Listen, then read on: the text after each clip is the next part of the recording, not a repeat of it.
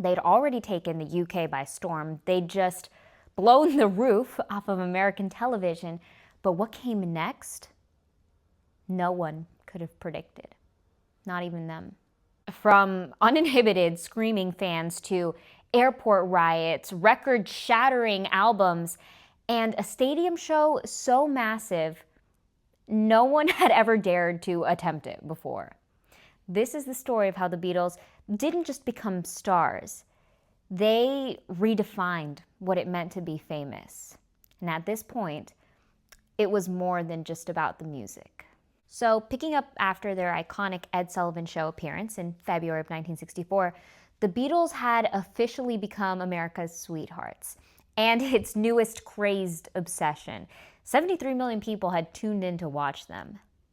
Let that number sink in for a second. 73 million people. That's like a third of the entire US population. And just like that, the four boys from Liverpool had become the most talked about human beings on the entire planet. We're actually getting a bit ahead of ourselves. You know what? Let's rewind for a second. Before they'd even set foot in the US, they released their second album in the UK with the Beatles, released in November of 1963. It wasn't just successful, it broke records. It sold over 1 million copies before the year was even over.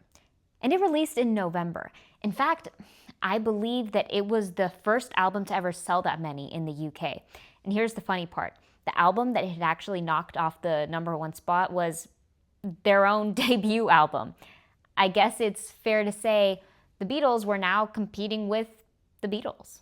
With every single, they grew bolder. With every show, the crowds grew louder and more unstable. But through it all, there was this magical behind-the-scenes force, Brian Epstein, their manager, their mentor, their guiding light.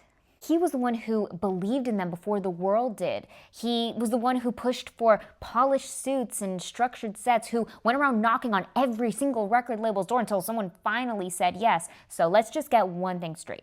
With no Brian, there's no Beatlemania.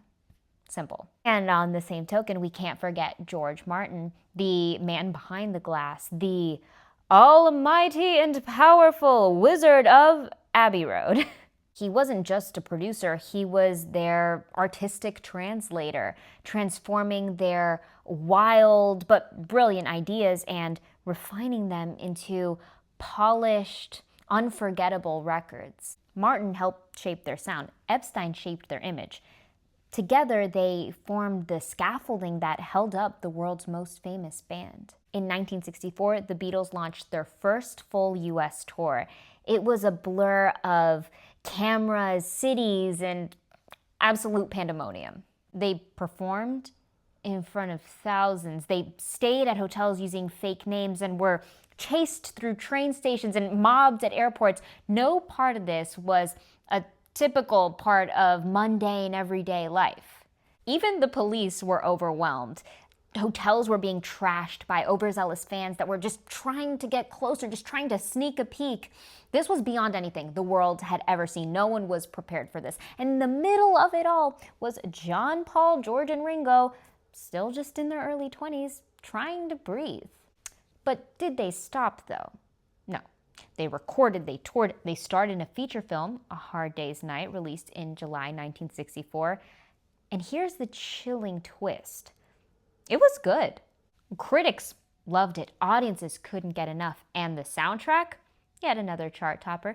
Can't buy me love, and I love her. It's been a hard day's night. Every song a hit. Every lyric quoted. It was going beyond pop music. This was becoming culture, seeping into the fabric of everyday life. You know, just adding that little bit of glitter into people's reality, because we need that.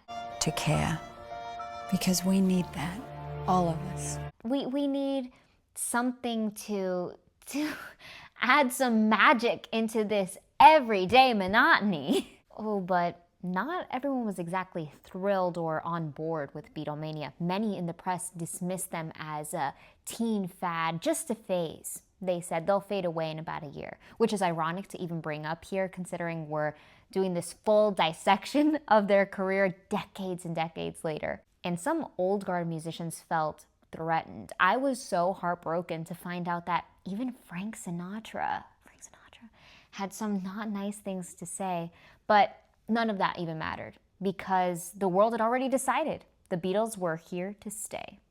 Back home in Britain, the Beatles were still on top. They just released their 4th album, Beatles For Sale. When I came to your door, no reply. Tomorrow may rain, so I'll follow the sun. By the end of 1964, and this one showed a little bit more of an introspective side, a little tired, a little weary, and how could they not be? They were working nonstop. They were constantly doing interviews. There was no privacy, barely any sleep. Paul later said, we were kind of on this conveyor belt. We didn't stop. Then came 1965, and with it, a new chapter. In August, they released Help, both the movie and the album. The title track was super catchy and fun. Help, you know I need somebody, help. But beneath the surface, it was, well, kind of a cry for help. John later admitted he wrote Help during a dark period of anxiety and exhaustion. I meant it. He said it was real. I was crying out. Fame had found them, but peace was quickly slipping away from them. And yet the momentum just kept building. Everything just kept escalating. That same month, on August 15th, 1965, they would play what would go down as one of the most famous concerts in history, Shea Stadium. Over 55,000 shrieking, unhinged fans all packed into a baseball stadium to watch 4 men perform on a tiny stage near second base. No one had ever done this before. Not Elvis, not Sinatra, not anyone. It was manic. The crowd was deafening, so loud the band couldn't even hear themselves. Ringo said that he had to watch the other boys' backs just to know where they were in the song. They were basically playing blind. Police lined the fields. Fans fainted, others rushed the barriers. It was part concert, part cultural earthquake. And if I'm not mistaken, I believe something similar to that just occurred in our recent history. But going back to that moment, the Beatles weren't just pop stars. They were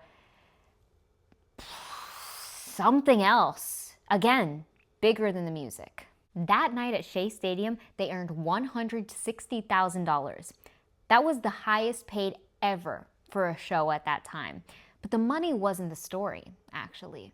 The story was what they'd become. Icons, symbols, a new kind of celebrity. Untouchable, but entirely theirs. So let's just do a quick recap of the facts. In just under 3 years, they had gone from recording their very first single in London to playing at the biggest show the world has ever seen. From suits and mop tops to headlines and hysteria. Girls, they weren't just making hits anymore. They were reshaping the world. And yet, because there's always got to be an and yet, they were quietly reaching a crossroads because the world was listening louder than ever. True. And the Beatles, they were ready to change the tune. So next time the music gets deeper, the world becomes unrecognizably stranger, and the Beatles, they begin to morph. I'd like to give all my love to our beautiful and radiant donation heroes. These videos are only possible because of you, so I'm so greatly appreciative. If you'd also like to contribute, the links are in the description below. Take care.